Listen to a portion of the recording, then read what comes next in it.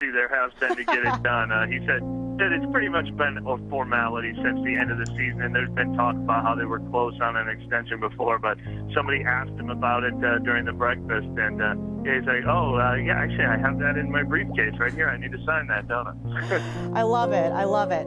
So listen, I'm just wondering what happened, because last season there was a lot of speculation about him leaving New Orleans. So what transpired from last season to now where he's getting this long-term deal?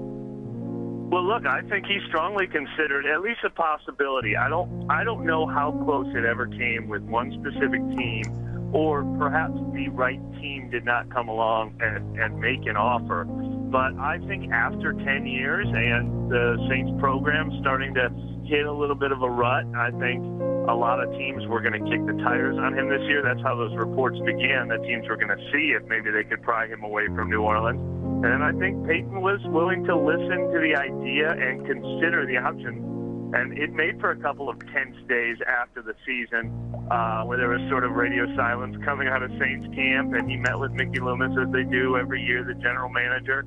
But by the end of it, by Wednesday afternoon of that week, he held a really unique press conference. It lasted an hour.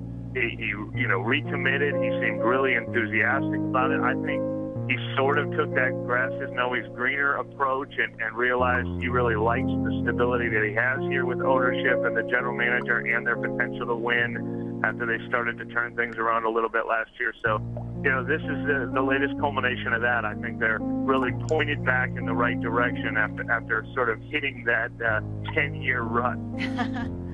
Just like any relationship, right? Well, it sounds like the two sides are very happy at this juncture. So Sean Payton staying with the Saints through the 2020 season, and we will keep you updated with the Saints throughout the offseason.